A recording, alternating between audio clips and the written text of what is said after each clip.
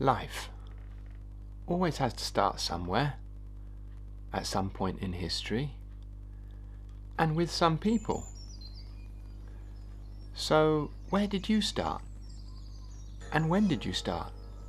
Well, the truth is, we don't know when you started. It was sometime in 2017, but I've forgotten the month, and to be honest, I don't really care, because this is all about what happens after that point. That point when suddenly your mummy starts growing. Her tummy gets bigger and bigger and bigger. And who knows what's inside?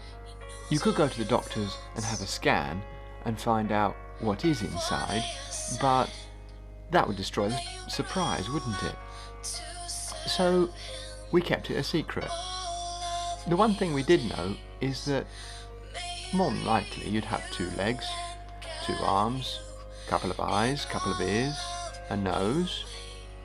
We didn't know what you would look like, or who you would look like, or if you were going to be a boy or a girl. 5 days overdue, so I'm really waiting to see this baby. So I've just talked to your dad and he's asking what's going on. I told him that there is nothing going on, you don't want to come. I think you feel so much comfort there. So, yeah. We love you so much. Every time we think about you. And right now as I'm talking, you're kicking me inside. You're really kicking me. You're moving around. Is it hot? Billions of pounds worth of food catering standards in workplaces, stores and turning around the company's fortunes. A couple of Street in 2006 was on its...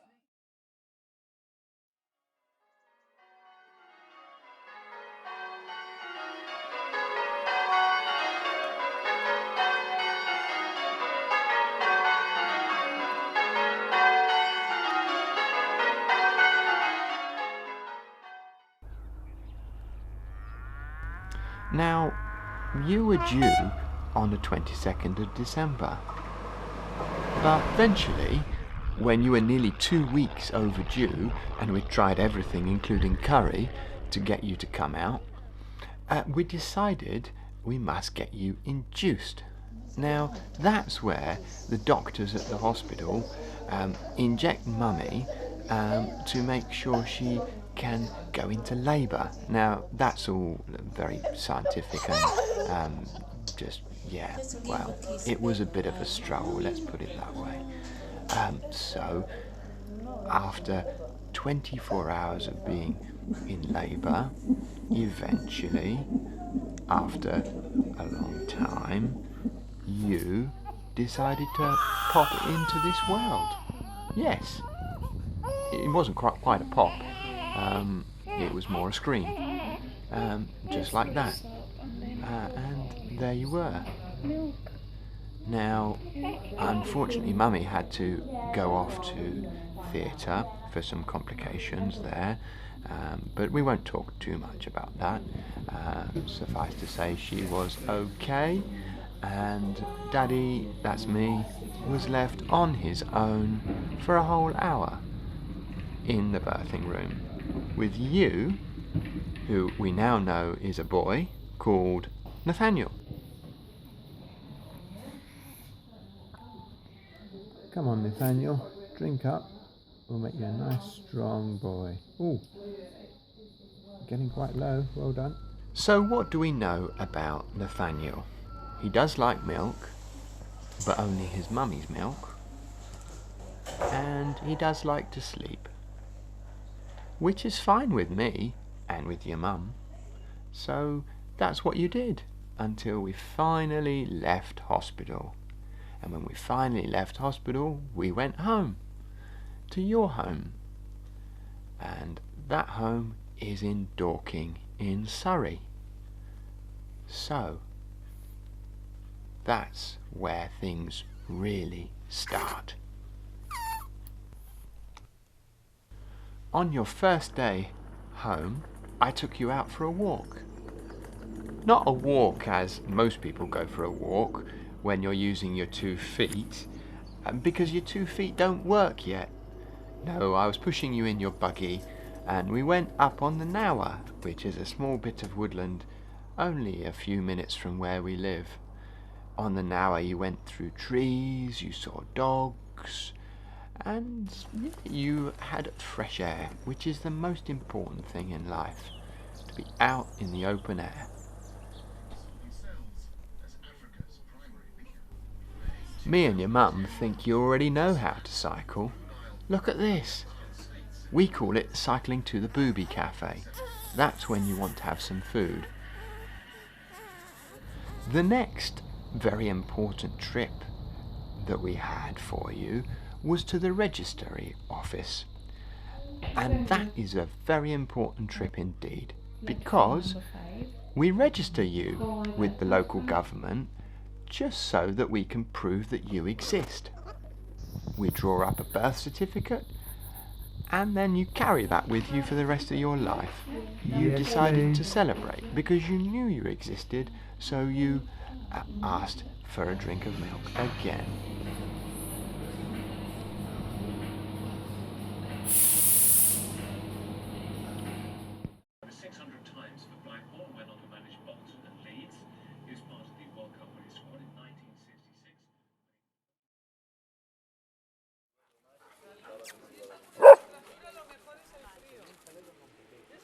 Your days out continued, this one to Kingston, a nice little town not too far from Dorking. At Kingston you can see the River Thames go through the town, and the River Thames is made of water, so we decided we needed to take you to the swimming pool to experience water for yourself. So here you are in some inflatable swimming costume, just so you're all safe, because water can be a little bit dangerous if you get it in your nose and mouth. And here's me introducing you to swimming, which you'll soon find out is one of your mum's favourite activities to take you on.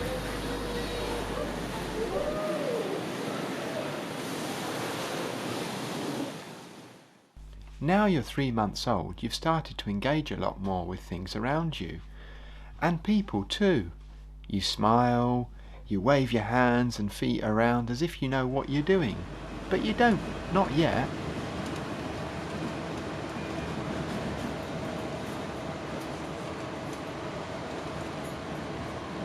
Some of our family members live in Dorking, and some of them further north in England, in Cheshire. So we're going to visit your auntie, that's your mum's sister, and her daughter, Maisie Grace. And then we have my uncle and his family, which are fairly young, but not as young as you. So we're going to go up there at a particularly special time of year. That's when it's very, very cold and something called snow appears. It's really white snow and very, very cold, so you have to be careful when you go outside.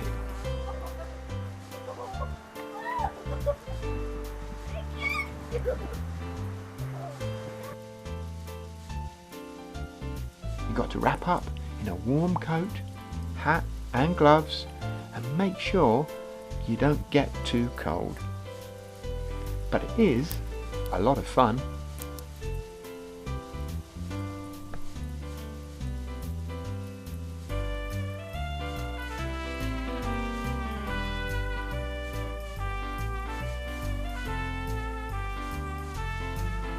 Aren't you a snowman, lovey?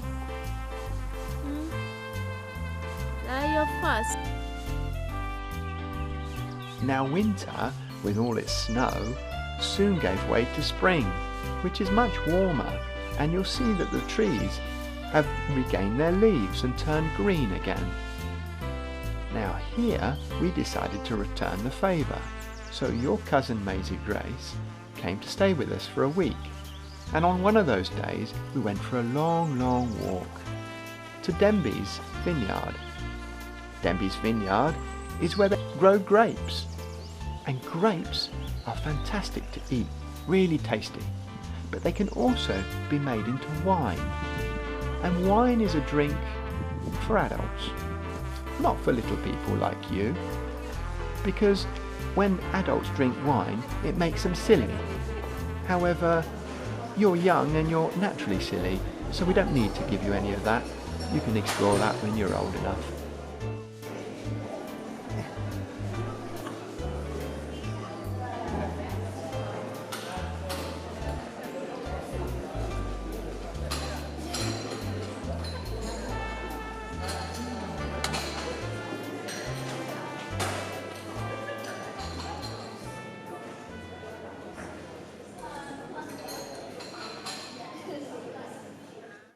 One of the best things about being a baby, Nathaniel, is how everything is completely new to you. So we brought you toys where you could explore colours, mirrors, and sounds, and lots of things that would stimulate you and make you learn very quickly about this very, very big world that we live in.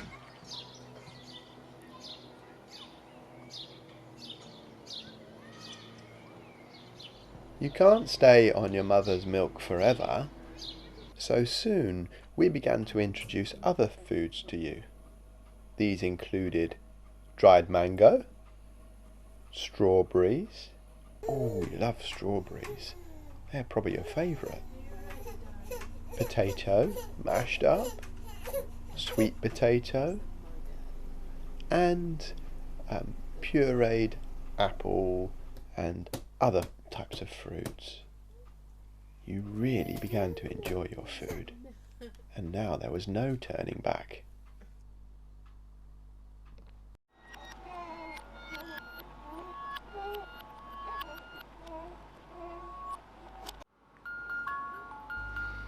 And all this time, through all these months, we've been filming you. Yes, that's why you can watch it back now. And we've been filming you because we want to create memories that last forever, so that you'll know exactly what happened when you were this small. Because back then, the technology wasn't really there. But now we can film everything and keep all those memories alive. Now, this is where we took your footprints because we wanted to create a time capsule for you. A time capsule where we put in lots and lots of different bits and pieces there. We'd put in letters from me and your mum, letters from your grandparents, and letters from your great-grandmother. You've only got one great-grandmother, and she's an amazing person. So we've put everything together for you, along with a few treats, in a big jar. Now, what are we going to do with that? Well, you'll soon see.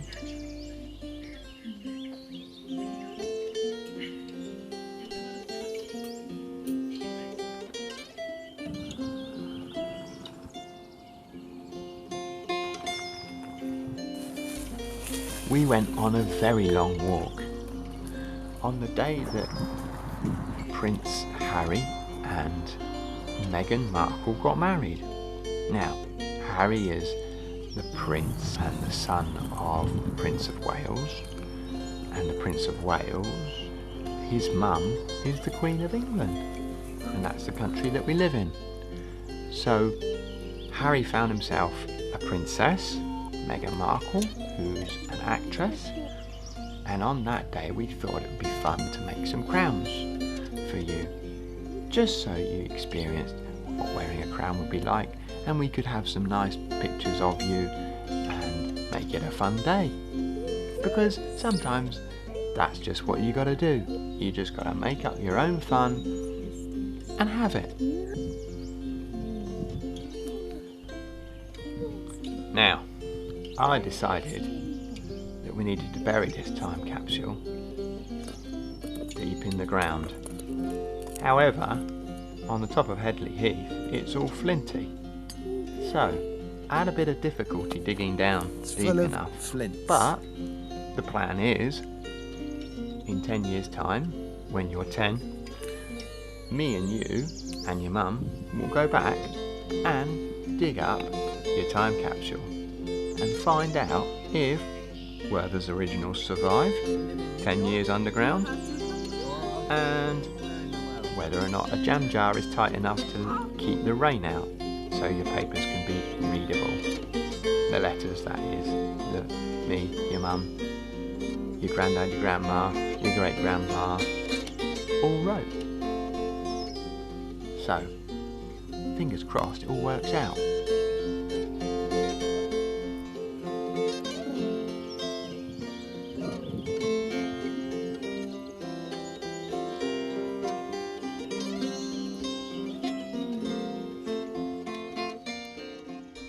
Up until around 6 months, you've been fairly stationary. However, now, you've become a lot more curious. You start to look outside your boundaries and climb out of your soft padded car. And who knows what you'll find on your little mini adventures, or if you'll indeed have an accident. And after that, wow, it was the World Cup. So, you were very, very happy indeed. But, as you might have guessed by now, could England bring back football in the year you were born? Definitely not.